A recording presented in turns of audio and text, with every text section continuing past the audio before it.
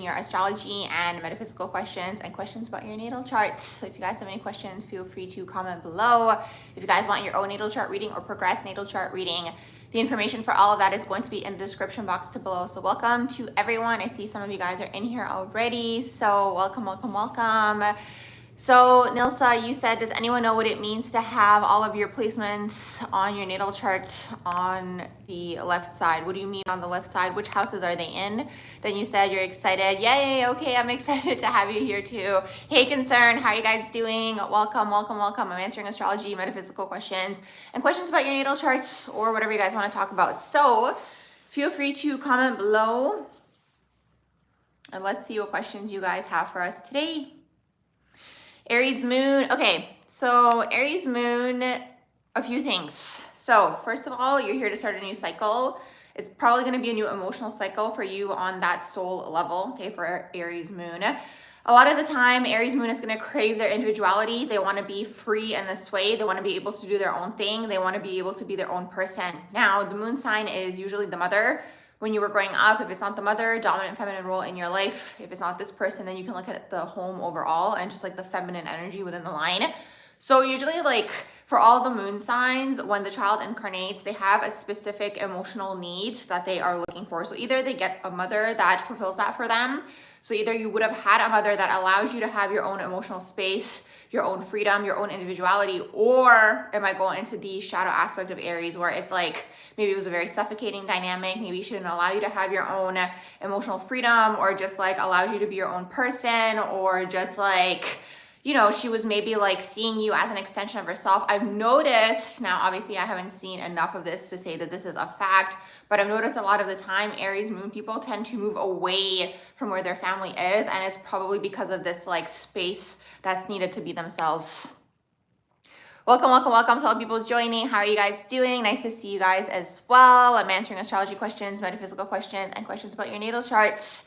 You said also all the numbers of your birthday are off numbers. Okay, could you reword that? Nice to see you guys as well. Gemini stellium. Okay, so Gemini stellium is going to be a little bit of a struggle. So here's the thing, with all the signs, you have the light side of the sign and then you have the shadow side of that sign. So I've noticed a lot of the time what tends to happen for all the signs is that when you are unaware, you tend to go into the shadow aspect of that sign. So shadow aspect of Gemini could be being inconsistent, a lot of empty promises, maybe being flaky, maybe being scattered. Now it kind of depends like which placements we're talking about here, but this is the overall vibe, okay? So it's like you could be scattered, you could start this project, forget about it, do this other thing, you're super excited about it, you completely move on to the next thing. Like that's that Gemini energy, like they want to do everything, right? But with that being said, if you're able to focus long enough on something and see it through until maybe like 80% or like 90%, then you're going to be really good at multitasking. Okay, so that's the light side of Gemini. You're going to be super chatty. You're going to have a lot of friends. You're going to have a lot of connections. You're probably going to get by in life based off of your connections. Now, it's all about the written or the spoken word with Gemini energy. So you might be interested in this. You might be interested in PR, marketing, sales. It's really, really this, okay? It's all about your speaking and your communicating. So with that being said, also, again, the shadow of this is sometimes you might struggle to communicate. So there's that aspect of it as well, okay? So it depends which of the energies you go into with that Gemini energy. But overall, like if you are in that divine version, you're definitely going to be gifted in this area. But sometimes I've noticed Gemini energy can also go into people pleasing as well. So there's that aspect of Gemini too, where it's like, I've seen with them, sometimes they can be a little bit more people pleasers than Libras. Now, this isn't like a better or worse thing. I just feel like, again, because it's unconscious within them, they're not aware. They kind of want everybody to like them. And then there's like this like subtle, it's so subtle. Like you probably wouldn't notice this like if you're an everyday person, but it's just something that I noticed. Welcome. Hey, Katie, how are you doing? Oh, you guys are saying you've been feeling super emotional with the Aries moon. You said it's been a crazy past few days. Yes, we just had that full moon, but it was in Libra, I believe. I believe it was in Libra, but we're entering Aries season. Also, we have that Mercury retrograde taking place. So it's intense. Like the energy actually right now is intense. I was just saying this to someone earlier today. Like it's definitely going to be intense because it's like we're literally in the pre-shadow of Mercury retrograde and I'm already feeling the energy. So yeah, I feel like we're in for a ride, and eclipse season. So there's that too. So if you have any of the cardinal energies, you're probably going to be affected the most. And if you guys are interested to know what's going to be affected, you want to see what house do you have these placements in, is really what that is. So you want to see where do you have Aries in your natal chart, and then that's going to tell you what area of life, like what house it's in. That's the area of life that's being affected for you. Pluto, Scorpio for husband and you. Can I tell you more about that, please? Yes. So Pluto is a generational planet. So usually the house affects you more for the generational planets. With the sign in there, it's the overall generation as a whole.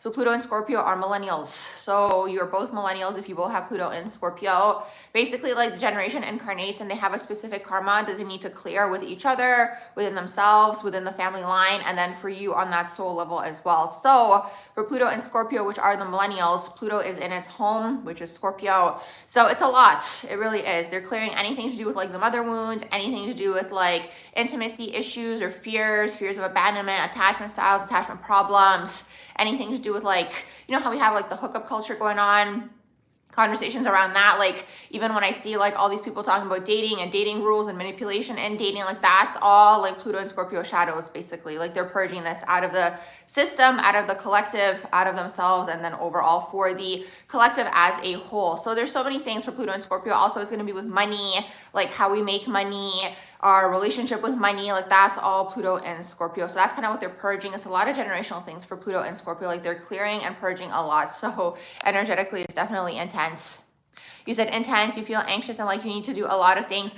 Yeah, that's a thing. Actually, I've noticed, like, for people, okay, so if you're someone who's more clairsentient, or like you pick up on the collective's like unconscious or energy, like you will be picking up on these energies, because it's like something's taking place right now. Like, I always feel it when like retrograde starts to happen. It's almost like this cloud like comes over, like, energetically. That's how it feels like to me. And then it's like, you know, everybody who's unaware, all of their stuff comes to the surface. So people who are a little bit more aware or clairsentient, you're going to start picking up on other people's things. So sometimes, like with anxiety, and by the way, I'm not a psychologist, these are just my own energetic observations. Like, if you've resolved your own like stuff within yourself, and like you're not getting anxiety from a situation that's like maybe making you wait for something, or just like maybe an instability energy, like sometimes you might pick up on anxiety like for that reason. But sometimes the anxiety is coming from just like something being like a different vibration than where you're at, and usually it's like a lower vibration than where you're at. So sometimes you're picking up on that. So that being said, when something like this is taking place energetically, what happens is like a lot of the collective's like dark energies come to the surface because they're being purged during this time. Like, that's what retrograde is all about, unless you have retrograde in your natal chart. If you have like Mercury retrograde in your chart, then you're used to this energy already. But for people who don't, and like the collective unconscious and people who are unaware, like all their stuff comes to the surface. So then basically all the people who are a little bit more energetically in tune or sensitive are going to pick up on this. So, you know, during this time, like, it's really important to just like figure your own energy out first and see, is it yours? And then kind of go from there. If it's not yours, it's probably the collective unconscious. Hey, how are you guys doing? Welcome, welcome, welcome. How are you guys? Welcome. I'm just going in order. I'm just going back up.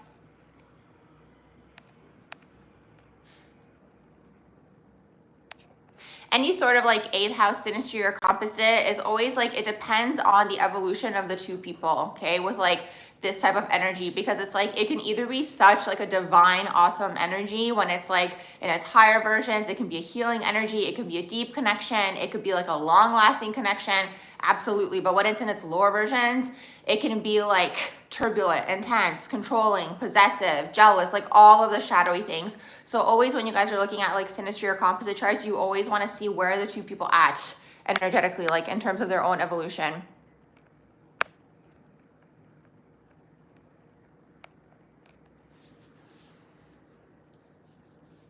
Thoughts on Jupiter and the first house in terms of relationships. So in terms of like a future partner, well, in terms of a future partner, this person might be a leader, they might be an entrepreneur. It's anything that's first house, like maybe you'll meet them like running, for example, or exercising or at the gym.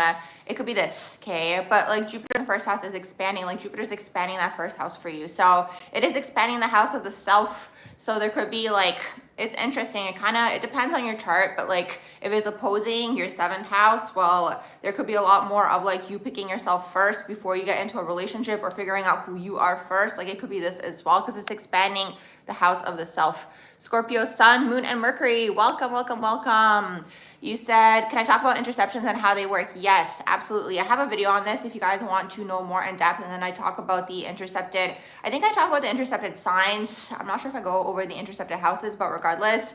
Okay, so in the Placidus tropical system, this is in the Placidus tropical system, we have something called interceptions. An interception is when you have a total of 2 signs occupying a total of 4 houses, and then 2 other signs don't have a house, okay?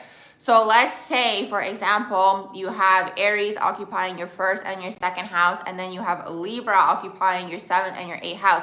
This is now an interception. You have to see in your chart what energy is quote unquote missing, okay? So for the sake of this conversation, to make it a little bit easier, let's say you're missing Taurus and Scorpio. They technically don't have a house. Then what you guys want to do is you guys want to see what is preceding Taurus. So in this situation, we have Aries in that 2nd house that's preceding Taurus. So technically Taurus would belong to the 2nd house, but it's intercepted.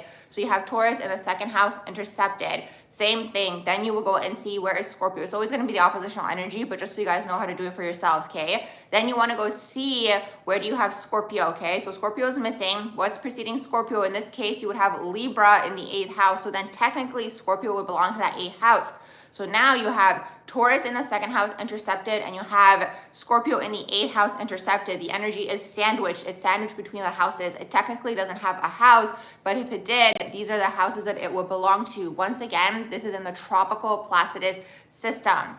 So when you have an interception, basically what this can signify is when you were younger, maybe the parents were just like unaware or just like different. If you guys heard the ring in the background, that's my confirmation with the honk, but that's the overall idea. So like the parents were like different than you, or just like maybe didn't nurture that quality within you. Maybe they didn't talk about it. Maybe it was just something that like they didn't pay attention to. It's usually like everything comes from the original 2 caregivers is really what that is. So that's kind of what it is. So now for you, like in this particular situation, in this example that I'm giving you guys, when you have Taurus in the 2nd house intercepted and Scorpio in the 8th house intercepted, well, and now in this particular situation, maybe there wasn't conversations around money. Maybe there wasn't conversations around finances. Maybe there wasn't intimacy conversations, or maybe there wasn't vulnerability conversations. So now what tends to happen, like with this individual, when you have an interception, is like you might now have this energy coming through at strange times. Or for example, like in this situation, you might not know how to manage your money, or you might overspend, or you might overindulge,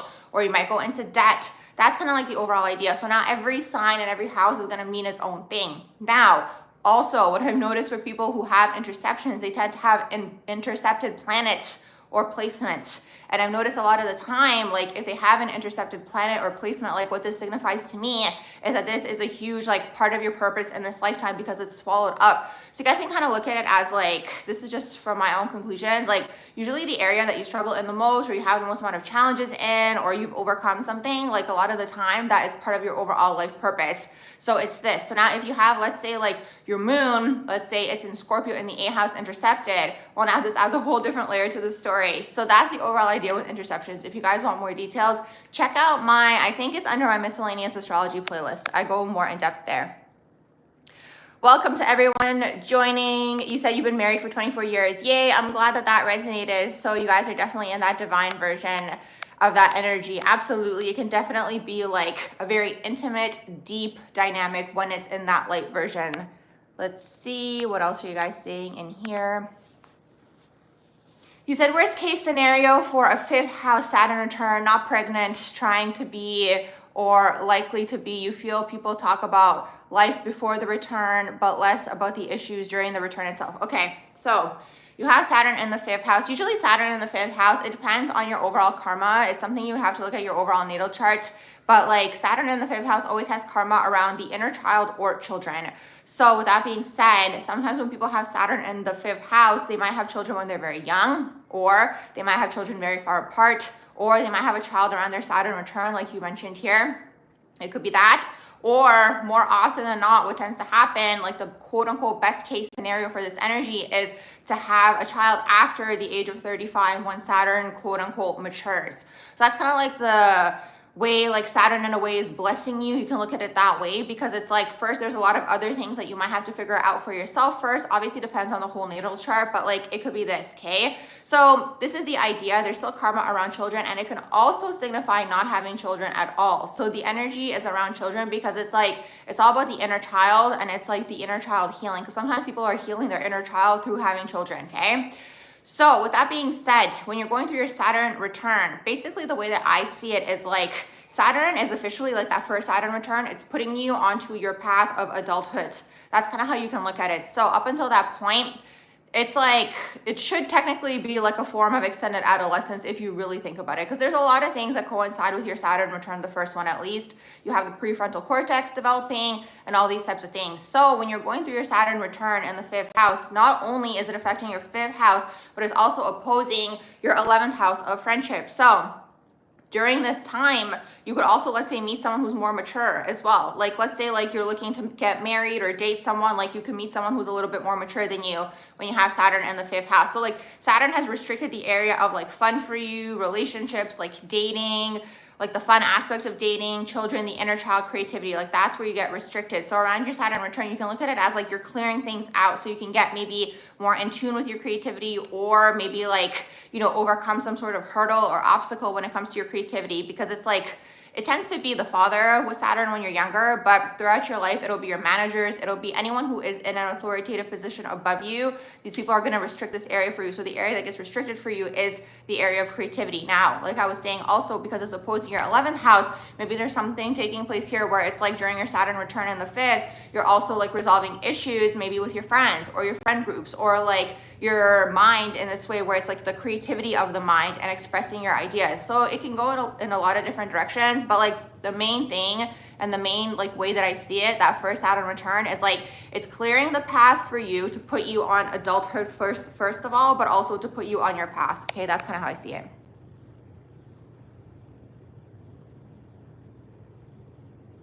Welcome to all people joining.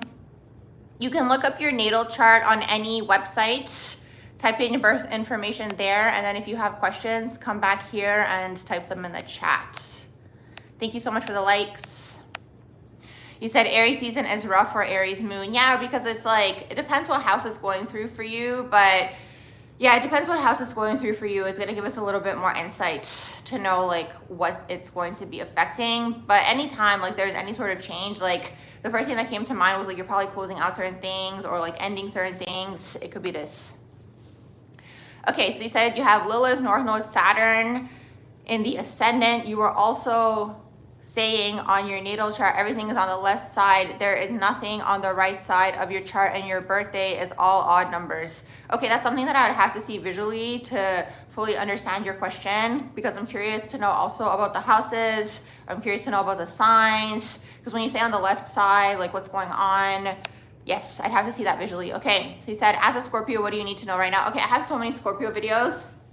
I have a whole Scorpio playlist if you guys are interested in learning more about Scorpio energy. So, okay, so in terms of like the signs, this is just my own opinion. Like I see certain signs connected to certain chakras within the body, and this isn't a rule, okay? So this is just how I've compartmentalized the energy and how it makes sense to me. So for Scorpio, Scorpio deals with the sacral chakra. That's how I see it. I've heard some people say the root chakra as well. I mean, I can see why it could be the root chakra as well, but regardless, like sacral chakra in terms of sexuality, creativity, the reproductive system, it rules this whole area, the Scorpio energy. So what tends to happen is like, and also on top of that is the healing energy and like the psychic energy as well. So what tends to happen is like a lot of the time when Scorpios are younger, they go through some sort of event that either puts them into cognitive dissonance, shoots them out of body. It could be some sort of traumatic event. Maybe it was a betrayal event, something where your external, like the external world isn't matching up to your internal world, okay?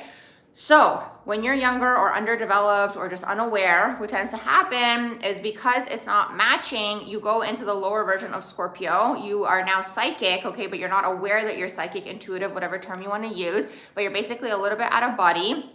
And because of this, you're picking up maybe on energies. And because of this also, because some sort of traumatic thing happened, you are now hypervigilant is really what that is. So with that being said, you could always be like on the lookout, being like, okay, like, is this thing gonna happen again? Or you could always be like waiting to see like, how is this person gonna react? Like you tend to like go into this like shadow aspect of Scorpio. It could be paranoia as well, absolutely. It can go into like the really, really dark version. So Scorpio as a sign, basically what they're doing is like they're trying to get to source, the creator, but they kind of go through the underworld. So they kind of go down and then they go up. That's kind of how it is. So it's really this. So you're psychic, you're intuitive, you might be a medium, depends how much Scorpio energy you have in your chart, or even a house energy in your natal chart, and depends how much you've exercised it as well. Because if you choose to, you could exercise this energy, but that's the thing. So when you're in the lower versions, you might be hypervigilant. So it could be very tiring and it could be very energetically draining because you're always like on guard. Like you're always like trying to basically avoid that thing that happened. And like the thing is with Scorpio energy, like they don't want someone to get ahead of them in terms of like a situation. So what do I mean by this? Like they want to control the outcome. That's why they're always 10 steps ahead. So when someone quote unquote like gets one over them or whatever it is, like that really affects them because they, again, it kind of throws them back into like that point, whatever that event was in the earlier part of your life where like that person got a little bit ahead of you energetically. So, like the thing that caused you to be hypervigilant, basically. I hope that makes sense. So that's what it is. But when you transmute all of this and you get out of all of the intensity and the darkness and the shadows and the obsessive and the possessive and all of that, you go into the divine version of Scorpio. You know, they talk about like the 3 different versions of Scorpio. You know, you have the little scorpion. Some people are going to say 7. I swear these days people are just like adding things on like left, right, and center. Just to make it easier, we'll talk about the 3 animals. So we have the little scorpion, and also people say like different types of animals. The idea and the metaphor is there, okay? So you have the little scorpion. That's when you're in like your stinger phase, like on the defense, like always just like hypervigilant, like watching everything. Like, is someone going to attack? Like literally it's primal in this way. Then you go into the eagle. So when you're the eagle, you're kind of seeing things a little bit from a higher perspective. It's this. And then you get into the Phoenix rising state where you've like transmuted, overcome all these types of things. Now, what I will also say for Scorpio energy as well is like either when you as a Scorpio enter someone's life, or if a Scorpio person enters your life, it's time for change. It's time for transformation. Like the energy is kind of like a tornado is really what that is. Like they're going to come through and just like energetically pick up on whatever the wound is, whether they are aware or unaware. Okay. It doesn't really matter, because also sometimes when they're unaware, like they might be a little bit even more blunt in terms of just like saying it and these types of things. Cause like Scorpio deals with like emotional control, right? And that's kind of like what they're trying to master. So there's just so much more to say. So definitely check out my Scorpio playlist, Scorpio/A house playlist. Oh, good. You emailed me. Okay, that's great. I will take a look at it later. And if any of you guys are interested in your own natal chart reading, you guys can get the information for that on my website. It's going to be in the description box below. Yeah, I do 2 different types of readings. So I have a natal chart reading, which is 45 minutes. And then I have a progressed natal chart reading, which is 1 hour long. And yes, so you guys can pick which one you want. And then the email window is going to pop up. Send me an email and we'll go from there. Sun in Scorpio, Mercury in Scorpio, and then your Mercury's conjunct Lilith. You said, how dark are you? I love you guys too. So everything that I just said, the other individual about Scorpio energy is probably going to resonate with you as well. Except like for you, you have it in your Mercury, which is in your mind. So the Mercury in Scorpio, I find them to be super intelligent, but the thing is, and it's emotionally intelligent, because here's the thing, like Scorpio is dealing with the undercurrents of energy. So like all Scorpio people, when they're growing up, there's always something going on with like the undercurrents of feminine energy and just like the manipulation aspect of it. So what do I mean by this? Maybe there was emotional manipulation. Maybe there was covert emotional manipulation, like anything of this sort. So with that being said, okay, when you have it in your Mercury, something takes place where it's like you get into that, like you go more into like the crown chakra, but in the shadow where you're like trying to see every outcome. So it's like, oh, if I say this, this is going to happen. Like all these different things. Okay, if I say this, this is going to happen. If I do it this way, this is going to happen. If I say this thing, this is going to happen. Like you go through all of the scenarios for like every single thing, but it's like, when it's in the shadow, it's just like, it's a little much, you know, it's like taking up all your mental space. It's taking up also a lot of your emotional energy when you could be putting that energy into something that is more divine or just like something that's more beneficial for you, right? So with that being said, when you have a Mercury and Scorpio, you basically have to figure out what is this thing that took place that caused you to be hypervigilant. Like you're gonna have to go through that exploration of the self, and like you're gonna have to work on that within the self, so you're not going through all these scenarios for every possible outcome. Now, this energy in the divine version, like Mercury and Scorpio, is psychic, like so psychic. So all Scorpio energies are psychic. It just depends where you have it in your natal chart. But it's this, okay? So psychic, intuitive, maybe even mediumship abilities. You just like think about something so much. Like let's say it's a situation, you're gonna be like, well, why did they say it that way? Or why didn't they say that? Or why did they say it like that? Or why did they look in that direction? Like, you know, you're always picking up on all these things. Human lie detector, like you're gonna be very passionate about this. Like when someone's lying, like you're really like gonna either want to say something to them. Like it depends what version of Scorpio you're in. Like this energy can be very vengeful, absolutely, especially when it's underdeveloped. And it can be so vengeful to the point that like the other person would never be able to like tell or know that it was a Scorpio person that did that. It could be like this, like calculative in a sense, okay? But again, you're transmuting all of this because it's like this energy is kind of giving you like the energetic power to basically help people, is really what that is at the end of the day. Help people, help them heal, talk about your situation, but only after you kind of overcome it energetically within yourself. Because it's like something that Scorpio energy hates is like when someone brings up like their own stuff before they're ready to talk about it, if that makes sense. So like, let's say you're like going through something or you had a reaction to a certain situation and it's like you haven't resolved that energetically within yourself yet. And let's say there's someone like external that like points it out, like it's gonna trigger the Scorpio. Do you know what I mean? Because like it's like it deals with vulnerability in this way. Like, you know how they say like Scorpios like struggle to be vulnerable? Well, it's like they can be, but only after they've resolved it within themselves. Like they don't want somebody else like pointing out their stuff to them until they're ready to talk about it. I hope that makes sense. So Sun in Scorpio, what I've noticed with them is these people, the father tends to be emotionally unavailable. I've noticed that with them. And a lot of the time I've seen these people go into things like boxing, Muay Thai, like these individualistic types of sports, because like Scorpio used to be ruled by Mars. Like it's ruled by Pluto right now, but it used to be ruled by Mars. So with that being said, they have this aspect to them because it's like they might also have a lot of anger within, like there's a lot of energy. That's the thing to understand. And it's like, this is also like the thing with Scorpio, like they talk about the sexual energy with Scorpio, and that's true, yes.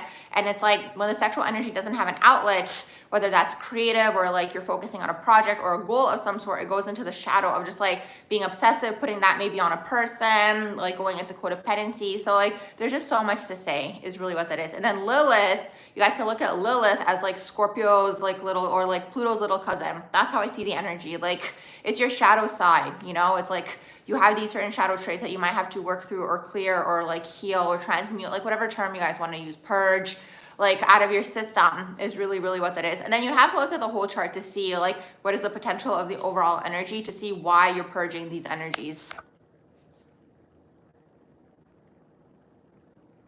Oh my gosh, I'm so glad that that video resonated with you.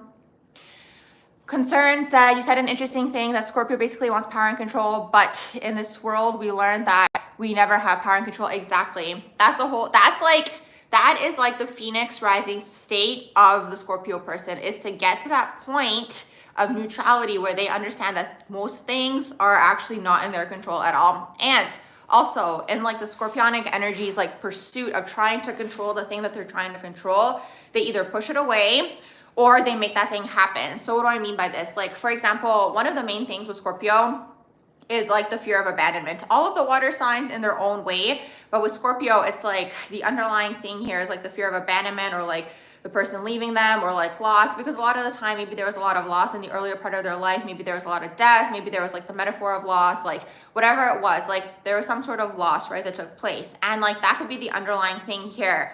So it's like when we talk about Scorpio being possessive or controlling in relationships or manipulative when they are in their lower versions, what's fueling that is their fear of abandonment, or just like getting to that phase of losing maybe that person or the situation or circumstance or whatever it is. Now, with that being said, through this, right, of them trying to hold on to the person, they end up actually either pushing them away or like causing the thing that they're avoiding to happen. Like this could be in any realm. A lot of the time with Scorpio energy, you will see it play out maybe in their relationships. It depends though where you have the Scorpionic energy. Like it could also be like in like, let's say your job as well. It could be this, but that's the whole thing. So like the neutralized like scorpionic energy, after it's gone through that intensity of like feeling powerless in this area to wanting to control that particular area, they come to that neutralized point where they are just like literally like unbothered, like, you know, just like aware that everything has its order, everything has its place, and that you literally can't control anything. So that's something that that energy is actually learning and mastering in this lifetime.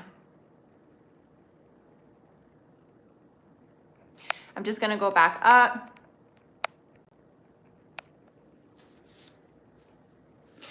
Mercury in Aquarius, 29 degrees, and then you said your husband has that in the 6th house. Okay, Mercury in Aquarius is a very, very intelligent placement.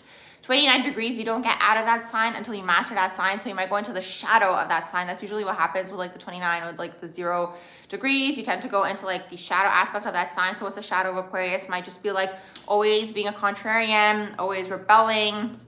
Might be just like mental, like just like about the mind only and like not seeing anything else, like just like logic. But Mercury in Aquarius is super, super intelligent, super clear cognizant. Like they're gonna be like the creatives in the sense where it's like they think of the inventions, they think of like the new tech, like the startups, like anything that's futuristic. And for this period of time that we're living in, we're going into more like techie things, you know?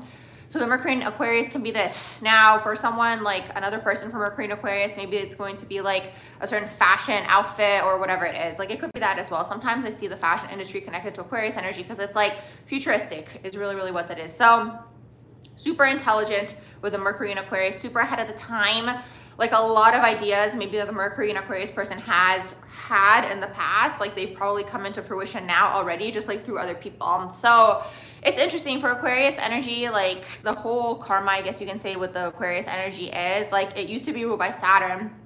So now it's ruled by Uranus, used to be ruled by Saturn. So like the Saturn rulership of Aquarius restricts their ideas and restricts the timing. So they're trying to master the timing of when to pitch their ideas. That's the way that I see the energy. It's like they're super ahead of their time. They have all these great ideas, but it's like, it's really like a timing thing to see like when you can pitch your idea for it to just like take off, right? Or at least benefit you. Because it's like, if you pitch an idea and there isn't like a certain amount of the collective that's like ready to hear it, it just goes over people's heads. There's that, right? But then there's like also the time when like maybe like the area is oversaturated and too many people are doing it or talking about it, you know? So you want to catch that like sweet spot right when like the trend is starting. So that's like that Saturnian influence on the Aquarius energy, especially when you have it in the Mercury, because like it's your mind is really, really what that is. Now having Mercury in here in terms of communication, you know, sometimes people might not understand what this person's saying, like it might go over their head, or like this person, like let's say they're like in like the science world, or like let's say it's like someone who's like super intellectual, like an academic or something of that sort.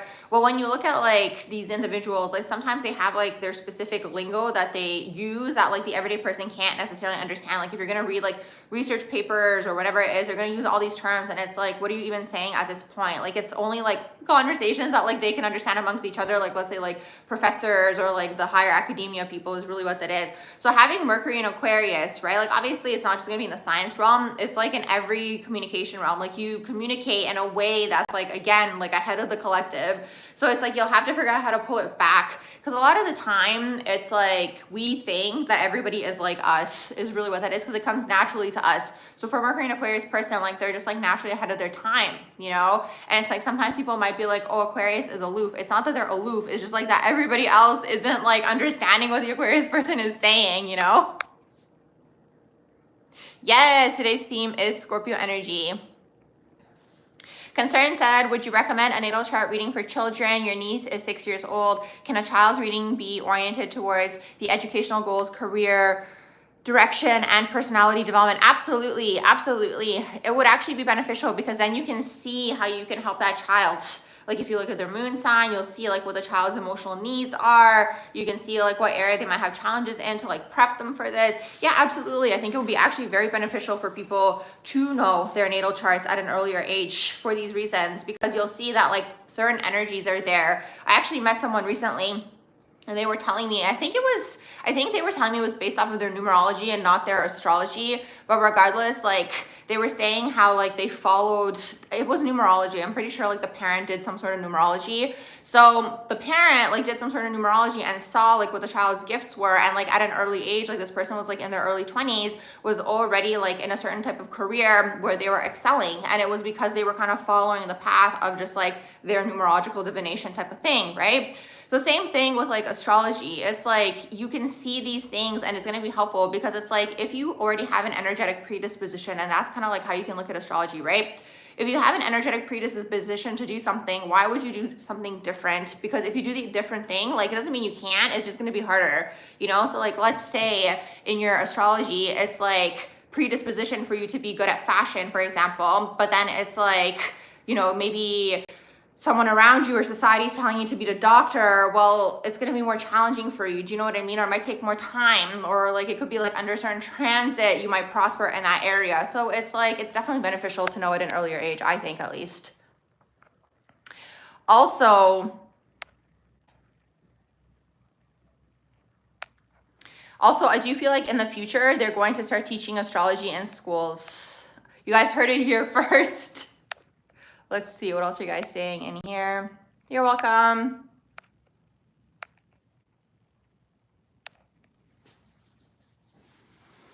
You're a sun, Sagittarius, first house with moon. Thank you so much for the likes, you guys. First house with moon, Gemini, seventh house. You said, can you explain how this can manifest in your life? So you have sun, Sag in the first house, and then your moon is in Gemini in the seventh house. Okay, so that's all opposing your moon in the seventh house. So here's the thing, when I see like first house, seventh house in someone's natal chart. So first house is all about the self. So for you in your case, like when you kind of have this like first house, seventh house energy taking place, it's like basically what you're trying to reconcile within the self is literally like the self and your identity, and then your relationships with other people is really, really what that is. Because the moon in the seventh is going to need partnership. They're going to need people around them. They're going to need like, it's going to bring you stability in this way when you're in a unit, when you're in a partnership, if you have a friend or a best friend or a romantic partner, like whatever it is. But the thing is the seventh house, because it's like all about people, sometimes like they can lose themselves in their relationships, or they might not know themselves before getting into a relationship, or they might have the fear of being alone, and then you get into like toxic relationships, for example. So it's this. So when I see this energy taking place in a natal chart, it's like there's the aspect of you that's learning yourself and figuring out who you are. Your sun in the first house, like I'm here to shine, this is who I am. But then your moon is like, well, relationships are important to me, so you're gonna have to balance that within the self, is really, really what that is.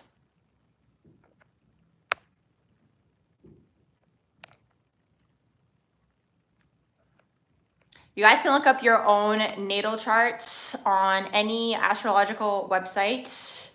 And if you guys have any specific questions, you guys can come back here and type your question below. So you can go on Google, type in natal chart. You can go on astro.com. You can go on AstroSeek. You can go on Cafe Astrology. Put all your information in there. It's going to tell you all your placements. And if you guys have any questions, then come back here. Concern says you've been up late all week reading and annotating the transcript from your natal reading. So much information. Oh my gosh, I'm so glad that it resonated. Yay. If you guys want your own natal chart reading, send me an email. It's going to be on my website underneath the readings tab. You're welcome. You said your second and third house are both in Gemini are both on Gemini and Sag axis, but you don't have, okay, so that's for your interception. You said your second, hold on, you said your second and third house are both in Gemini and Sag axis. You don't have any planets there. Maybe reword your question, because usually interceptions, like it's going to be an oppositional house if it was the interceptions you were asking about. Okay, Saturn in the fourth house. This is a little bit of a challenging energy, because when you have Saturn in the fourth house, basically what takes place here is like now you have the undertone of having a Capricorn moon, okay? So Saturn in the fourth house, similar energy to having a Capricorn moon. It doesn't mean you have a Capricorn moon now, you just take on some of these traits, and your home life would have taken on some of these traits. So what does that mean? Well, maybe when you were growing up, the roles were reversed with the parents. Maybe the parents were working all the time. Maybe you were raised by older parents or by grandparents. It could have been a very traditional home. It could have been very cold or like money oriented. There could have been financial struggles within the home. Maybe you had to take on a lot of responsibility at a young age, when you have Saturn in the 4th house. Maybe you had to take care of your siblings. Maybe the family had a family business. You had to be part of that family business and you had to start working at a young age. Now, the struggle for the 4th house Saturn is because you had to take on so much responsibility at a young age. You basically were an adult when you were supposed to be a kid, that when you grow up and you're actually supposed to be an adult, you might struggle with responsibility. You might struggle to take on responsibility, and that's going to affect every area of your life. Because it is opposing your 10th house, it could affect your career, for example. Thank you for the likes, you guys. So what do I mean by this? I always say to people, like when I see 4th house, 10th house, first of all, like 4th house in a natal chart, like it's going to be generational things also that you're clearing and healing through as well. But when I see like 4th house energy, it's always opposing your 10th house. So it's like the 10th house is like the top of the chart, at least in the Placidus tropical system. So you can look at the 10th house, something that you're working toward and you're trying to get to it. But like if you have, this is for everybody, anyone who has their IC, right? Whatever's happening in your 4th house, you want to see what took place within the home because it's opposing your 10th house. So like there could be certain karmas there could be certain belief systems, there could be certain, and the sign in here is going to tell you this, there could be certain things that like took place when you were growing up, like anything of the sort. This is for everybody. Now, if you have planets in the 4th house, that has a whole different layer to the story because again, now it's affecting your public image, it's affecting your career, it's affecting that 10th house. So when you have Saturn in the 4th, there could be certain things that you have to resolve around the home in order, for example, to activate your career. Maybe there's certain issues, maybe there's a certain type of like living situation that you want to have, or like if you're younger, maybe living on your own is going to be very healing for you compared to like the home life that you grew up in. Like it's so many different things, but it's affecting your 10th house. Okay, so that's kind of how Saturn in the 4th house works, plus so many more things. I have a video on that, it's under my Saturn playlist, and also I talk about it in terms of the Erickson model. Like I'm not a psychologist, I just stumble upon these things when I'm just like researching things online. So basically the Erickson model is like the theory that like throughout our lives we have certain stages that we graduate. So it's like you have baby into toddler, toddler into kid, kid into teenager, like certain things, right, that are like moments in your life where you graduate, right? And it's like energetically, I guess you can say, graduate. So it's like when you overcome this, or like you do a certain thing, or a certain thing takes place for you to get into that next phase of your life, well then you're able to move on to the next and to the next. But then the person talks about like a certain crisis point. So for people who have Saturn in the 4th house, their energetic crisis point is this whole concept of like basically like the reverse, like the growing up backwards type of thing, you know, where it's like you were really mature as an adult, or sorry, as a kid. And then when you're supposed to be an adult, well, you might now not want to be responsible and these types of things. So you might have to reconcile that energy within yourself. Welcome to everyone joining. Oh my gosh, I'm so glad that that is all resonating with you guys. Yes, that is the overall idea, okay, with Saturn in the 10th, because it affects your, Saturn in the 4th, it affects your 10th house, okay?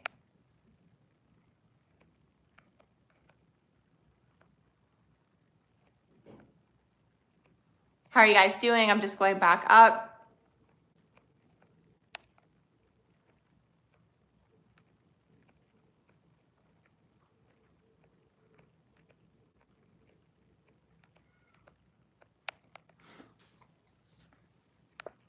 Yeah, the 29th degree is intense because you don't get out of that energy until you master that energy. That's the 29th degree.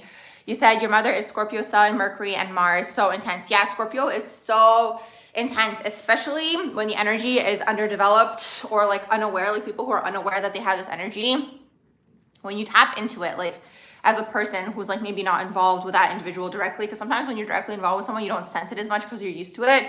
But if you're like, if you get a break from it and then you tap into it, like if it's unhealed or underdeveloped or just like wounded in any way, like the energy can be very intense. Like it can be very much like a grip, like wanting to hold on like for dear life. Like it can really, really be intense, really, really be intense.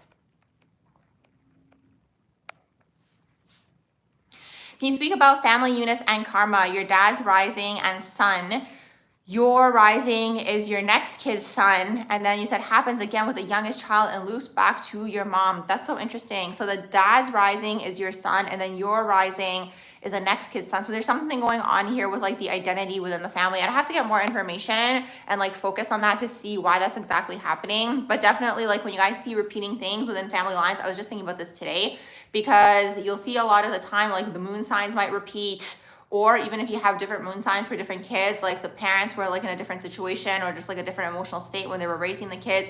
So yes, there's definitely like a pattern there, but I would have to focus on the energy to get more information. Let's see what else you guys saying in here.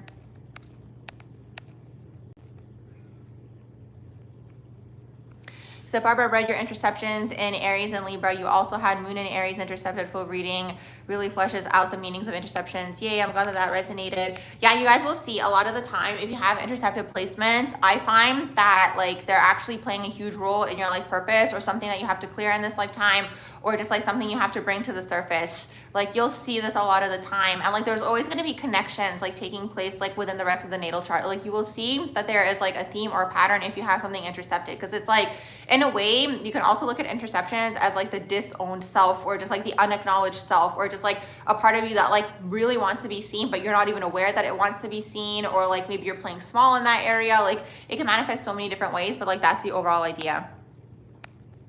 You said, how does 12th house moon differ from 11th house moon in a natal chart? Oh my gosh, the energy is so different between 12th house moon and 11th house moon. Okay, so for 12th house, anywhere that you guys have 12th house in the personal planets, it can tell you also like a hidden enemy coming through in this lifetime as like a certain person. So like sun in the 12th could be the hidden enemy, is the father coming through as your father in this lifetime. The moon, the mother, could be the quote unquote hidden enemy. Now, I'm not trying to say that this person's evil or trying to do anything bad. Just like there's certain things here that just like energetically like could be taking place, like in terms of just like holding you back, or like patterns or whatever it is. Mercury could be your siblings or your cousins. Venus could be your lovers. Okay, so that's like the overall idea, like with the hidden enemies aspect of the 12th house. Now, when you have a 12th house moon, there's a lot of things taking place here. You're going to be more psychically inclined. You're going to be more intuitively inclined. Like you're going to be more clairsentient. Like the 12th house is different than the 11th house, because the 11th house is like humanitarian and they're psychic in their own way in terms of like claircognizance. Like that's how like the 11th house operates, but it's more so in terms of mind and idea and like how can we help the collective and like propel them forward, and like friends and friend groups and connecting people for some sort of higher mission and a higher cause. The 12th house is more like crowny, like for lack of a better term. You go into your crown, like you're more creative, you're more metaphysical, you're more psychic in this way. Like it's more about the love vibrations. Like you could be more of like a romantic when you have the 12th house moon versus the 11th house moon. The 11th house moon could be more detached, for example, or it could be more mental, like in terms of just like the mind energy. It's this. So it's like completely two different energies is really, really what that is. So for the other person asking for the moon in the 11th house, it's this, like the moon is your emotional world. It's also like what fulfills you emotionally, right? So when you have an 11th house moon, for you, like the mind is going to be really important. Like the ideas, you're going to be super ahead of your time. You might be a little bit different. You might be a little bit more unique. You might be a little bit more detached. You might be a little bit more like unconventional in terms of your emotional world. It could be this. But the thing is, like the 11th house, like the Aquarian 11th house energy, the way that I see it as like where the collective is heading. That's how I see the energy. So I feel like we're moving into a direction where things are going to be a little bit more energetically like separated. You know, people are going to have a little bit more space. Like up until this point, it's been very like enmeshed energetically.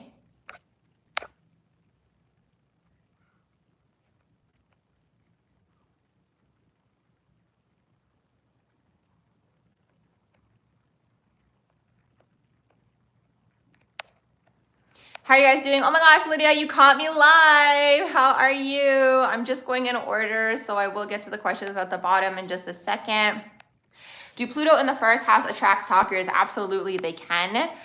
It's just like Pluto in the first house like brings out an obsessive energy out of other people. All of these like Plutonian, Scorpionic energies, like you possess a lot of like magnetism yourself, and you yourself could be very just like energetically attractive. You could just have like a very strong aura or a strong presence, and then in turn like other people can be like interested in this, you know, or they can just like be like, why, or like what is it about that person? And then like through that pursuit of trying to understand why, it's kind of like that preoccupied mind. Why is it like this? Why are they like this? What is it about them? Like they become obsessed is really what that is. And then like if the person is just like imbalanced or just like underdeveloped, like it can go into stalker energy. Absolutely. It really can be this. Like it can go into that extreme energy. Absolutely. When you have Pluto in the first house. Sometimes also like Pluto in the first house can trigger people. So it can be like Another thing here too that can trigger obsession in other people is when you trigger their ego, for example, or like they think something is one way and then you like pull the rug right from under them. And like the Pluto in the first house person does this unconsciously because like literally you're a mirror, like it's what it is. Like you're a mirror to other people and like you just happen to hook into the person's wounding and wound. And a lot of the time it's like not intentional. It's just like you're actually like the purpose here is to help that person like bring it to the surface and they have to transmute it within themselves is really, really what that is.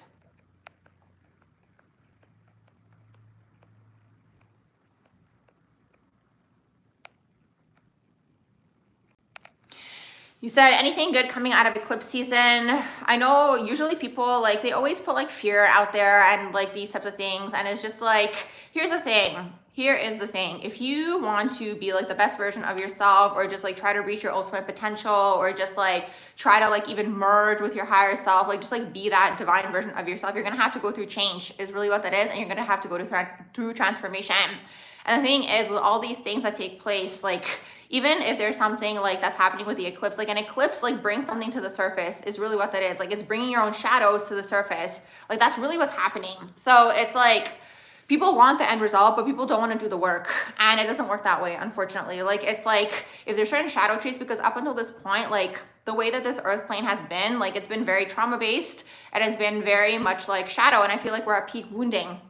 If you think about it, like right now we are literally at peak wounding of the collective. Like a lot of people are starting to become aware, see that certain things don't work in their lives, and they're trying to become more self-aware and to work on these things within themselves. So anytime you have these things taking place, like let's say like an eclipse, like really what's happening is it's bringing these things to the surface, like any sort of shadow trait or any sort of like thing that you're not seeing, any sort of like blind spot, like that's all that it is. You know what it is? You know what I mean? So it's really, really this. So it's not to be feared. It's just like, I think people fear themselves, you know? And it's so interesting. I was just saying this to someone the other day, like it's really interesting to me because I look at sometimes things that happen in the physical reality as like a manifestation of something that was happening energetically.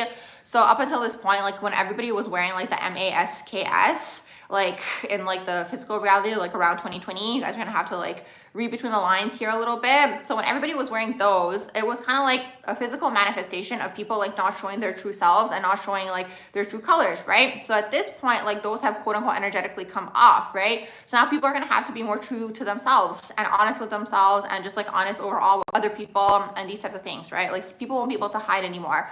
So like as we go through this like rapid acceleration of energy and change, like a lot of these events are taking place to give people the opportunity to work on themselves. It's all that it is really all that it is. So it's like there's no good or bad at the end of the day. It's like anything that happens is just showing you yourself is really, really what that is. Like, you know, in the earlier part or like when people are more unaware, like you might think it's this or it's that. It's just showing you yourself. And like ultimately at the end of the day, like it's all about like just coming into your own power and just like understanding that like literally everything is in your own hands after you kind of like work through these things, taken certain things off of you, other people's energies or like whatever certain events that have taken place and like how that has affected you. Just like, yeah, the transmutation process is really, really what it is. Thanks so much for the likes, you guys.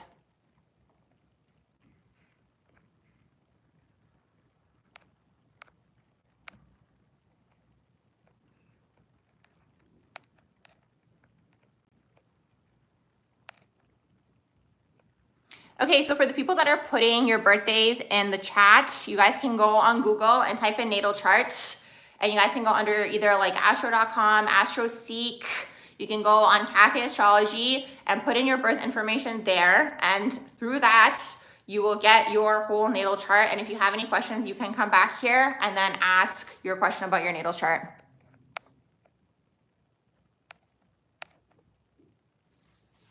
Why is Cancer, Sun, and Aries moon such a bad placement? I don't see anything as good or bad. Like it's really this. So it's like, it's just the energy that you have in your natal chart. So I'm curious to know, like, why do you think or feel that it's a bad placement is really what it is? Because Cancer, Sun, like might be a little bit more emotional Cancerian energy, could be a little bit more feminine energy leaning. Yes, they could be a little bit more in tune with their feelings, but like you can use this in a positive sense. Like you're probably going to be someone who's a little bit more creative. You might be clairsentient. You might be psychic. You know, so it's like there's like a light side and a shadow side to absolutely everything. So I'm curious to know if you're still in the room. Let me know below.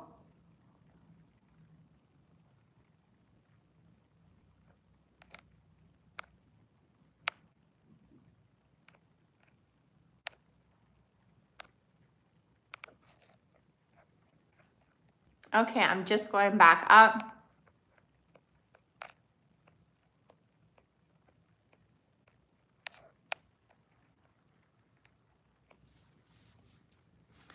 What does it mean when you have your whole chart in opposition? Are you a Libra rising? Let me know if you're still in the room.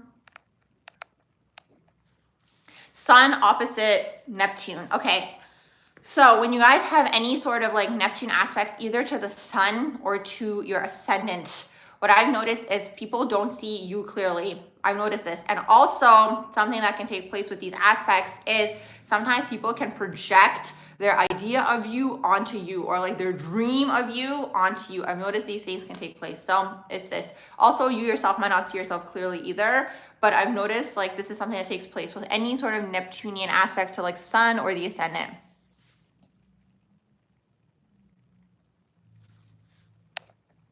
Capricorn moon and Saturn in the 4th house, similar energies.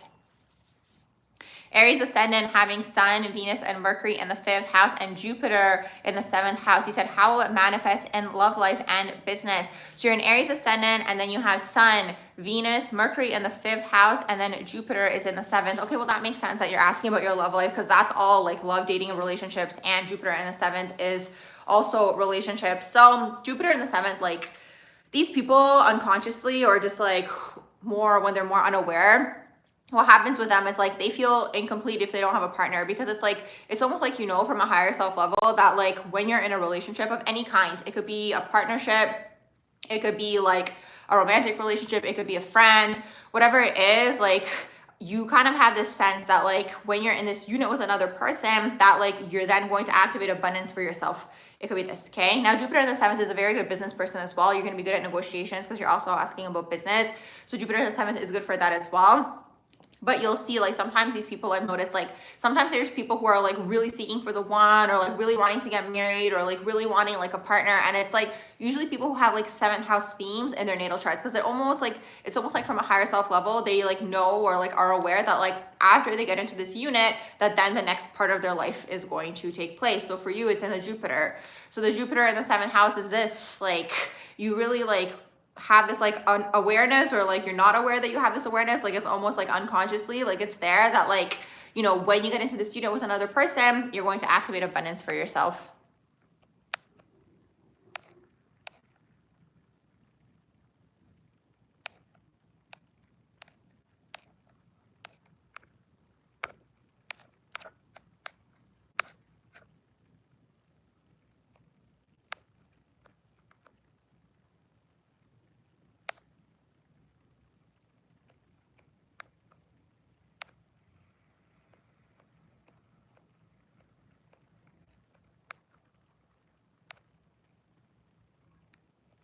You said you read about the placement. It says that this sign has a hard time developing skills, and it's said to be contradictory to the sign of the Aries moon, which creates inner tension and conflict. Honestly, you have to look at the whole natal chart. You have to look at everything. You have to look at all of the aspects as well.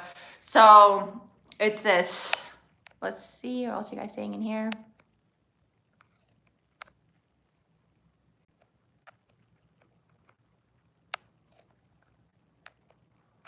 Pisces stellium in the 1st house. Pisces stellium in the 1st house. Okay, so Pisces stellium, you're going to be super creative, super psychic, super metaphysical. That's what the Pisces stellium is all about. It's in the 1st house. So it's like, this is the vibe that you give to the world when you have it in that 1st house, like strong 1st house energy in a natal chart. Like you're here to be a leader, you're here to start something, maybe do your own business. Also, a lot of the time when I see 1st house stellium in someone's natal charts, like this signifies to me that this person really has to learn themselves first, like figure out who you are. Is really, really what that is, okay? When you have that 1st house stellium, and now you have it in Pisces, so there's this like dreamy vibe about you. So kind of what I was saying to the other person too, with like the Neptunian aspects to sun, or even like the ascendant, the Pisces ascendant also has this effect on people where it's like you have this dreamy vibe about you. It's almost like you're like angelic to people. Even Neptune in the 1st house as well, people might always find themselves like watching you, or just like it could also attract stalkers, this energy as well, because it's like a lot of the time, once again, people project a dream onto you. And also I find that these energies, like through you, people kind of feel like they're connecting to the creator. Like you might be super like spiritual yourself, or like connected to the other side in whatever way, shape, or form that might manifest for you. But it's this, okay? So like through you, people see this, like they see this glimpse for just a second. So it's like they're attracted to this. Like people might always be staring at you. And another thing, what I've noticed with like Neptunian aspect to the ascendant or Pisces ascendant or Neptune in the first house is that these people, like a lot of the time people might say to you, oh my gosh, you're so familiar. Oh my gosh, have I seen you somewhere before? And it's like, it's the energy I find that is more so familiar, like, and the energy is kind of like this comfort energy that like kind of reminds people of like their connection to the creator. I hope that makes sense.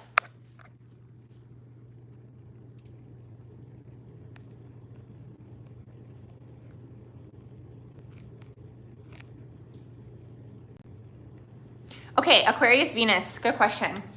So as usual, everything depends on the aspects, and you want to see what's happening with your 7th house as well to get a little bit more insight as to how your Venus is operating. But Aquarius, Venus basically is ahead of their time when it comes to their relationships. Okay, so that's how the Aquarius Venus energy works. So it's like whatever is the convention, you might be unconventional. Now, it doesn't have to go into extreme unconvention. Sometimes Aquarius Venus people hear this and then they think it's like some form of extreme unconvention. It could literally be anything. It could be like, let's say like back in the day, it was unconventional to meet your partner online. So like an Aquarius Venus person may have met their partner online. These days, maybe more people are doing it, so it's becoming conventional. So it might not necessarily be unconventional anymore, right? To like the everyday person, but way back in the day, this could have been something like unseen, unheard of, right?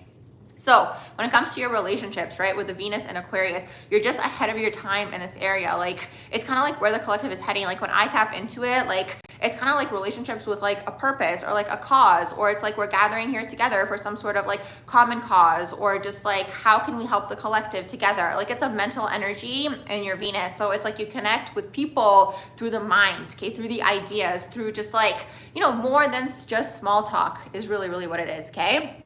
With that Aquarius Venus. Now, like I mentioned, you want to look at the 7th house as well to see how that Aquarius Venus is operating, because it's going to give you a little bit more insight, right? Because if you have an Aquarius Venus and then you have a water like 7th house, like let's say you have Pisces in the 7th, like that's a completely different story, right? Because it's going to give you a little bit more watery undertones. Also, on top of that, like the aspects as well. But that's the overall idea with the Aquarius Venus, like transcendental, futuristic, ahead of the time, like you really want to like connect with like someone to like even like try to like get to like the higher realms or like the different dimensions. And even through your relationships, you might bounce off of each other and have all of these ideas also. Like maybe when you're dating someone or like even your friends or whoever it is, it's like you guys bounce off of each other, and that's how your ideas come through as well. It could be this as well.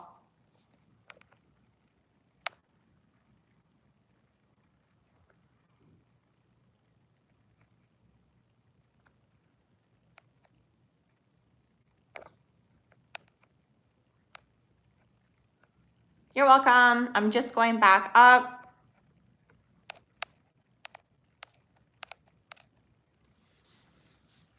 You said Cancer and Aries would probably make someone very passive and aggressive. Passive aggressive. I mean, Cancer on its own is already passive aggressive. Like when they're in their shadow versions, that is. Aries energy is very aggressive when they're in their shadow versions as well. So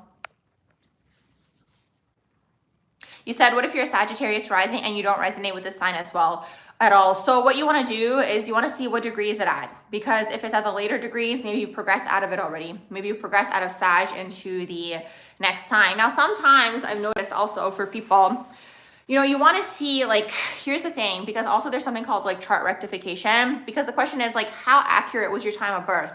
Because I was just talking to someone the other day, and this person was basically telling me how the time of birth for them could have been off. And this was just like in a general conversation. Like they could have either been a Virgo rising or a Leo rising. And like, here's the thing, like they were right at the end of Virgo and they could have been a Leo rising. But like, it's interesting to see, because based on their relationships and their like situation, these types of things, like they sounded more like a Leo rising to me than a Virgo rising, right? So you have something called chart rectification. Like some people do that, some astrologers do that. It's going to be based on your life experiences, where they can like try to see like if the time of birth matches up, because the thing is like your rising is going to give you all your other houses. So you want to see like, is everything else resonating? Because if it's just the rising sign that doesn't necessarily resonate, like there's so many other things that are taking place in your natal chart. So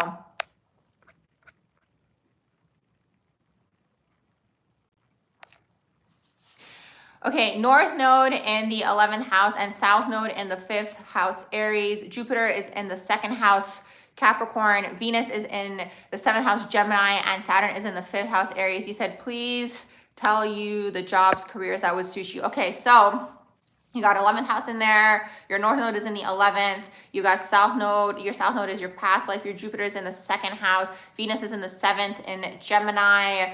Saturn is in the 5th house. So this is like all creativity, okay? North node in the 11th house is going to be creativity through the mind and creativity through your ideas, and it's in Libra. So something here taking place of like connecting people for a larger cause, event planning, maybe like bringing people together for some sort of like higher mission. That's that north node in the 11th house, some sort of higher idea, something like that's going to help the collective, because it's in Libra. You're connecting these people together is really, really what that is. Jupiter in the 2nd house, that's going to be a wealth placement. Jupiter in Capricorn is going to operate well on this earth plane. Venus in the 7th might be someone who is like, you can be very charming, you can have a lot of lovers, but also you could be very good at business as well. With Venus in the 7th house, you could be good at negotiations. Like, it's a charming energy. So for you, you probably have to do something where you're like interacting with a lot of people. Even with Saturn in the 5th, like Saturn in the 5th, like wants to be creative, but they got restricted in this particular area. So it has to be something creative that you're doing.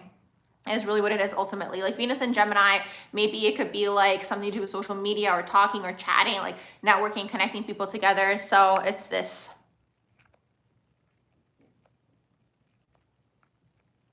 Okay, so Lydia says, do you use Placidus or whole sign chart? You said your chart changes so much from Placidus to whole sign. You have 7th, you said SMM, I'm guessing that's Sun, Moon, Mercury, and then you said you have A house, stellium, Venus, Pluto, Jupiter, and Placidus, and the 10th house, stellium, and the whole sign. Okay, so if you guys are unsure, you guys want to see which one resonates with you more, okay? So to know this, only you're going to know, because it's going to be based off of your life experience. So some ways that you can find out and see which one resonates with you more could be your Saturn sign. Okay, so the Saturn house, the Saturn house will tell you a lot, especially if you've had your Saturn return already, or like whatever challenges you've had throughout your life, like the Saturn house is going to give you information on that, okay? So that's one thing that can tell you. Now, another thing that can tell you is going to be your ascendant, descendant, midheaven, and your IC axis. Okay, so this axis tells you a lot, because the ascendant is the self, the descendant are the people and the relationships that you have. The IC is going to be your home life, and then the midheaven is going to be your overall career. So that's how you guys can try to figure out which one resonates with you more. And only you're going to be able to figure that out, to see, because it's going to be based off of your life and your life experience, to see which of the two systems resonates with you more. So I do my readings in Placidus Tropical because that system resonated with me more. But for some people, the whole sign system might resonate more.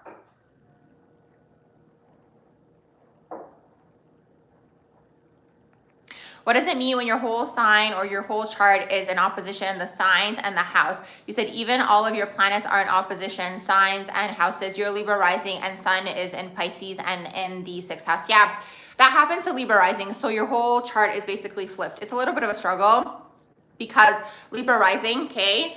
Libra rising, your first house, which is supposed to be the house of the self, about who you are, like your personality, you are creating through other people. You're creating through Libra, right? You're creating through all these people that you meet, these circumstances, like all these situations that you have with individuals. So a lot of the time, Libra rising might struggle to know who they truly, truly are. So it's a little bit of a struggle, but it's like at the end of the day, like the energy's there and it is what it is. So it's like you're going to have to learn to work with the energy. You know, if there's something that you want to achieve, you might have to work on that aspect of yourself. You might have to really develop a strong sense of self, a strong sense of identity, because your descendant is in Aries, your 7th house.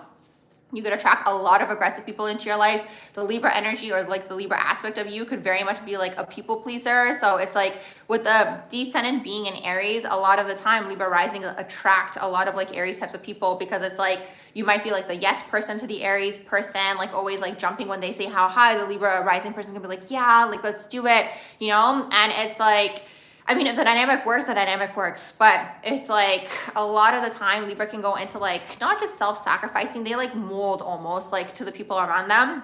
And then they don't know who they are. You don't know what your wants are, your likes, your needs, your desires, your goals, your dreams. Like it could be codependent, this energy. And like now also another thing that can take place is like it can go into the extreme version of Aries in the 7th, where it's like people can literally be aggressive around you. So like sometimes like the Aries people that you might have in your life or attract, or just like people who have these types of traits, like they're teaching the Libra rising how to have a backbone, how to be your own person, how to be like your own individual, because like the Libra Aries dynamic could end up being like unbalanced, where it's like, you know, like the Aries person always wants it their way, and like the Libra rising person could be like, yeah, let's do it. Or it's like, okay, yeah, we can do whatever you want, or it's whatever you want, or like we'll do, you know, wherever you want to go, like whatever it is, right? So it's this. So it's just important to keep this in mind, right? That basically you're here to figure out who you are ultimately at the end of the day, like mastering the self with that Libra rising. So your Libra being in the first house. Pisces sun and the 7th, Leo ascendant, 10th/11th, Gemini moon, Venus, Jupiter conjunction in the 9th in Aries, Mercury in the 8th house. You're wondering what career path would be an option that you haven't thought about yet. Okay. Pisces sun is in the 7th. And then you said Leo ascendant. Okay, so you said Pisces sun is in the 7th, and then your Leo ascendant, and then you said 10/11 Gemini moon. So is it in the 10th house or is it in the 11th house? And then you said Venus, Jupiter conjunction, 9th house, Aries, Mercury is in the 8th house. Leo ascendant needs to be seen, okay? So if you don't have any interceptions and you have a Leo ascendant, your descendant is in Aquarius, your 4th house is Scorpio, and then your 10th house is going to be in Taurus. So with that happening right there, that paints a huge picture, because it's like the 4th house being in Scorpio gives you this whole emotional like undertone to you, okay? In terms of like, maybe you might be a poet, or you might want to be like a presenter of some sort because of the Leo rising. You might want to be on a stage. You might want to be an actor. You might want to be an actress. It could be anything like this, okay? With that Leo rising, like Leo rising needs to be seen, okay? Is really, really what that is.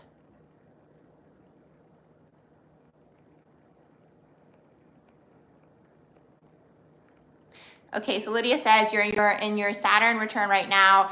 It's in 8 degrees of Pisces. It's in the 1st house in Placidus, 2nd house in a whole sign.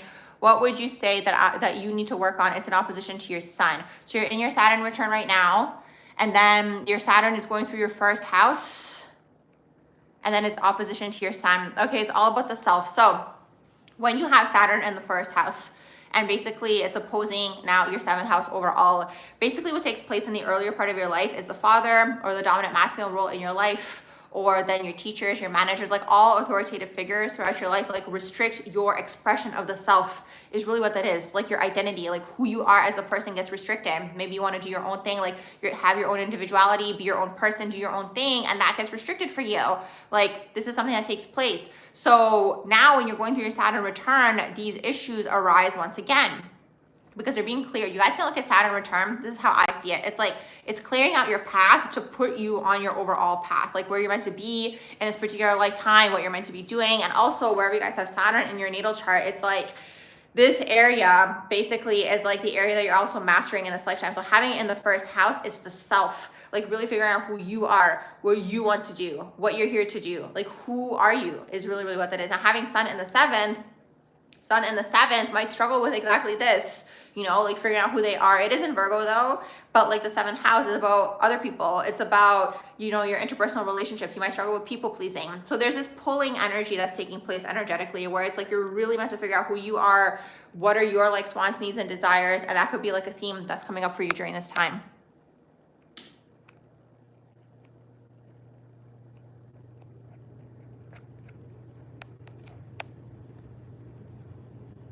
Okay, Cancer Mars in the 7th house. That's a little bit of a struggle. Cancer Mars. It depends to see how the Mars is aspected, just like anything else, because you could have good aspects for Cancer Mars. But overall, if we're looking just at Cancer Mars, the energy here is like Mars is Aries. Okay, it wants to go. It's ruled by Aries, used to be ruled by Scorpio. So Mars wants to go. It wants to like be the leader. It wants to start something. It wants to have a goal. It wants to have an ambition. It's like, yeah, I want to do this. I want to start something. That's Mars, okay? Cancer is like, I want to chill. I want to be at home. I don't feel like it today. The vibe's off today. That's Cancer. So when you have Cancer in the Mars, you know, it's like, it's kind of like subduing the Mars energy. Like Mars wants to go. Cancer's like, well, it doesn't feel right today. Or I want to chill today. Or it's like you just like want to be on your couch all day, which is fine. Sometimes you need those days, absolutely. But you're going to have to figure out with the Cancer Mars, When is it like time to rest? When is it time to recover? And when is it just like the Cancer Mars being lethargic? Okay, because that energy can go into like being lethargic when you have a Cancer Mars. So that's the whole struggle with Cancer Mars energy. Now, I have a video on Cancer Mars if you want to learn even more. It's going to be under the Mars playlist. Now, there's some obviously benefits to this sign. Like, you're going to be more nurturing overall with a Cancer Mars.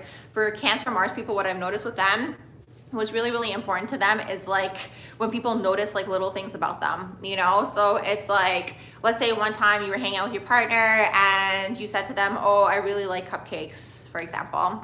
And like the next time you guys hang out, like your partner remembers that and like brings you the cupcake. Like a Cancer Mars person is gonna like literally go through the moon. It's kind of like this, right? For like the Cancer Mars energy, like that's like something that happens behind the scenes energetically for them, like something that they really, really appreciate. Now, Mars in the 7th is also a little bit of a struggle as well, right? Because it's like the 7th house is about other people. Again, Mars wants to go. It's like your drive, it's your ambition. So it's like when it comes to your goals and you have it in the 7th house, you might kind of go around asking for everyone's opinion. For example, what do you think? Should I do it? Should I not do it? You are being decisive. By the time you finally decide what you want to do, the opportunity could be gone with Mars in the 7th house. So the thing is, with all of these oppositional energies, you always want to see how's the oppositional energy working and like how can you like develop those traits. So for example, Cancer Mars, you want to see how does a Capricorn Mars operate, for example, you know, in terms of being a go-getter, in terms of like building, hustling, right? Like obviously you don't have to go into the extreme, but like basically accommodating some of those traits. Now, what I will say for people and like their natal charts, like when you have a certain energy that's taking place in your natal chart and it's like you yourself like have to basically behave in the oppositional energy to like achieve a goal or whatever it is that you're trying to do, right? Like let's say with a Cancer Mars, like you're trying to see how does a Capricorn Mars operate. You might notice that you're getting tired because you're actually working against the energy. But that's kind of how I see it, as like you can always, like it's always in your hands to just like basically balance the energy out within yourself, even if it's like a fallen energy, like let's say like a Cancer Mars is. So really, really it's this.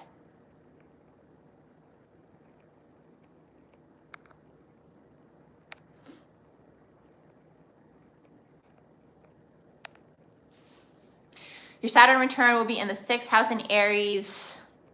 Being eager to be yourself and be of service to others and taking care of yourselves and others is key. That's awesome. Midheaven in Aquarius. What kind of career would be suitable for you? Saturn is an Aquarius in your 9th house. Okay. Midheaven in Aquarius. I've seen this manifest in engineers, midheaven in Aquarius. It'll be inventors, anything to do with the higher mind, okay? And keep in mind, like for career, you want to look at like the overall natal chart. Like the 10th house is going to tell you the vibe of the career, how you present yourself publicly, like what the overall energy of it is going to be. But like for career or how you can make money or what you're even doing for work, you can look at everything, okay? You want to see like, are there stelliums? What's going on with the houses? Is there a certain theme in your natal chart, okay? So Aquarius in the midheaven, like your career might be unconventional, for example. It could be something different. You could have unconventional ways of making money even, right? When you have it in your 10th house, it could be an inventor. It could be like a tech person. It could be like social media even, right? Creating apps, like all these things are Aquarius types of things. It could be anything to do maybe with crypto, for example, like that's also Aquarius. It could be maybe fashion, right? Like it depends on your chart to see how the energy is going to manifest. But it's like, it's very, very unique. It's how you present yourself publicly. Like someone popped up on my feed the other day and they had a very unique sense of style. And that's kind of like what their whole brand was. Like their whole social media page was their unique style, okay? And like where they find all these like unique items and like how they put all the things together. That's very Aquarius midheaven, okay? Now it could be Aquarius rising as well, but like in terms of like the idea of like how they present themselves to the public and like how they're posting on social media, because like you guys can also find out a lot about a person by how they post on social media. Like that's gonna tell you about their 10th house, because it's how they're presenting themselves to the world, right? That's what the 10th house is all about. So that Aquarius midheaven could be this, like very unique, or you could talk about tech on your social media page, or you could just like have like very unique experiences. Like one weekend you dress up like a unicorn, and then the next weekend you're at this other thing. Like that's all Aquarius midheaven. So it depends. It's futuristic, it's ahead of the time, and it's connecting the collective through like that individuality is really, really what that is.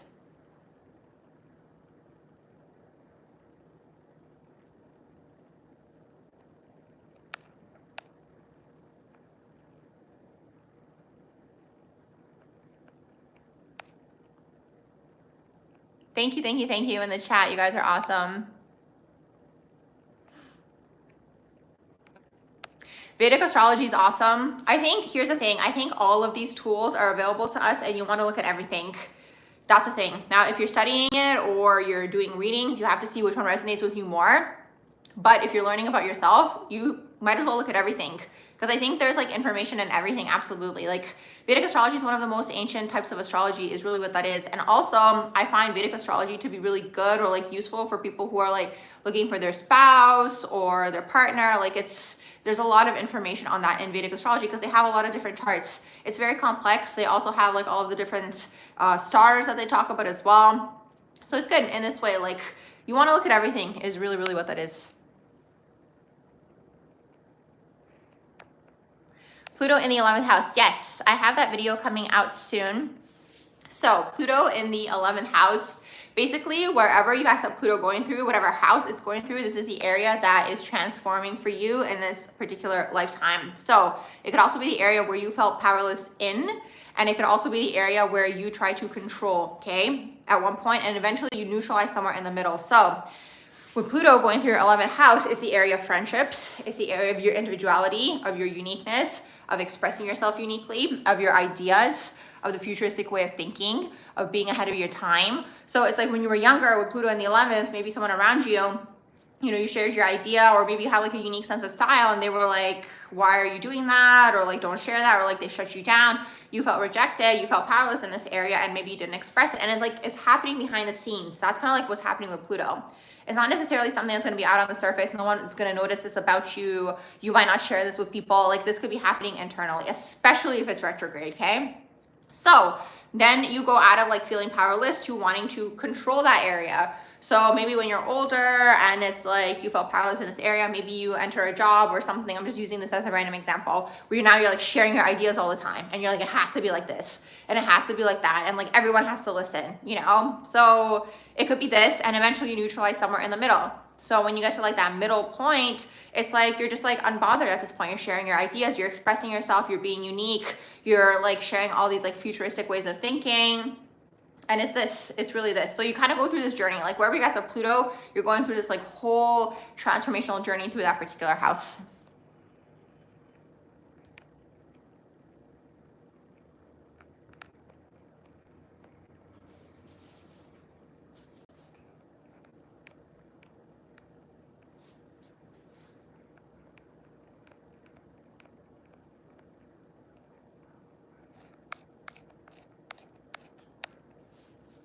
Concerned, I don't know what your previous question was, because you said in your previous question about astrology books, you were referring to the paperback books at the checkout counter in supermarkets in 1960s. It's probably way, way up there, what you were saying. But yeah, if you want, you can retype it at the bottom again. Let's see. Scorpio, Sun, Venus, and Mars all conjunct each other in the 3rd house. Wow. Sun, Venus, and Mars. That's intense. So you're going to be super magnetic.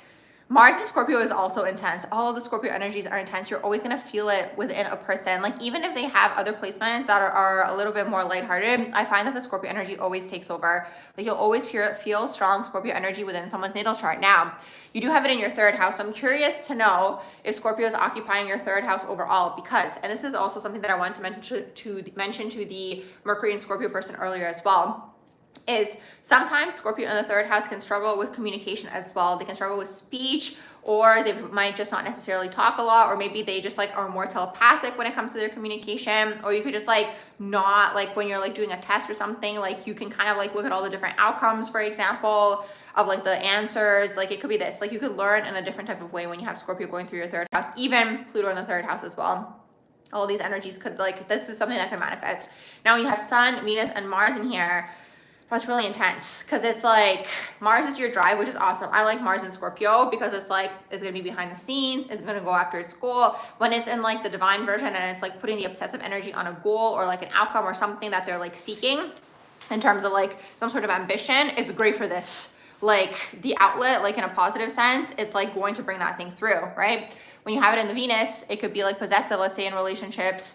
It could attract a lot of dark people. It could attract stalkers. It could attract people who are trying to like lie or like hide or like affairs, like all these types of things for Venus and Scorpio. So it's a little bit of a struggle, but when you transmute this energy, it could be very deep relationships. Like, again, you have the light side and the shadow side of all the signs, you know? So when you go into the light side of Scorpio, it's like deep relationships, intimate relationships, healing relationships, like long-term types of like committed, like deep types of dynamics. Like it's this, and you yourself could be seeking this in your partners as well, with the Venus and Mars in there. Now, Sun Scorpios, it's interesting. I can always tell who's a Sun Scorpio because they're a little bit more like closed off sometimes energetically, or just like colder, or like they might come off intimidating. Like really what they're doing is like they're protecting their emotional worlds, is really what that is. Now when you have it in the Sun, the father could have been emotionally unavailable. That's something that I've noticed with Sun Scorpios. Or maybe he was very aggressive when you were younger, or maybe he was like very cutthroat with his words when you were younger. Okay, and I've noticed a lot of the time Sun Scorpios tend to end up in like some sort of like athletic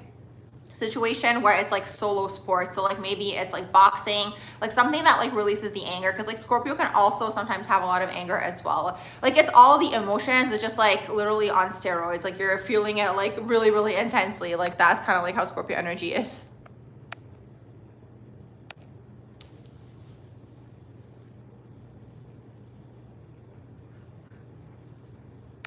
You said Scorpio, third house.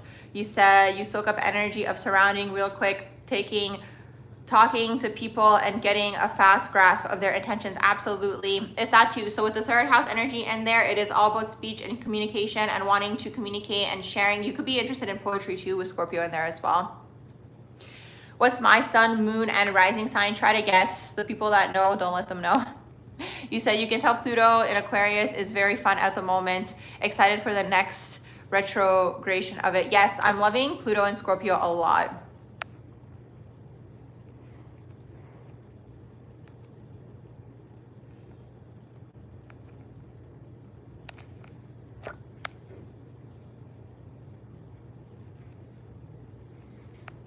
You said you're always over the top with your ideas. That's exactly that energy. Then you said you yourself, you're a third house Sagittarius. Can't imagine being all the time when talking. Fifth house Capricorn stellium. You said 6 planets. Wow. And Saturn and Aquarius in the 6th house. Why so much solitude in your life? That's interesting that there's a lot of solitude in your life, because that's more so like a 12th house type of thing that's taking place, the solitude aspect of things. But maybe you've just gone through a lot, and maybe you feel like people don't understand you, or you don't resonate with individuals, because Capricorn, especially in the stellium, like they go through a lot.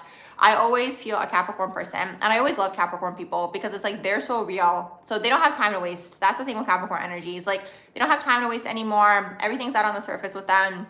Usually they're like working towards something, like they're ambitious, they have some sort of goal. So maybe this is why like you're on your own, because maybe you have some sort of goals and maybe the people aren't in alignment with you, or maybe you haven't found your people yet in terms of like people who are on the same page as you. Because it's like Capricorn energy, like they don't want to waste time. So when it comes to like their relationships, like it's only going to be relationships that are, it's not like that they're being opportunistic, it's just like they're just like looking for people who are on the same page as them, is really what that is. Or like other people who are ambitious, because like, you know how they say that whole like phrase, like you are like the 5 people that you surround yourself with.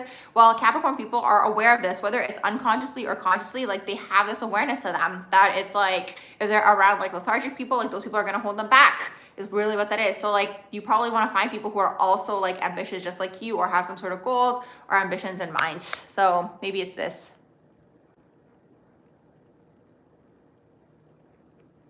Okay, guys, I'm going to sign off. Thank you so much for being here and your questions. If you guys want your own natal chart readings, you guys can find all of the information for that in the description box below under the readings tab on my website. Thank you for your likes, shares, and subscribes, and I hope you all have a beautiful rest of your day.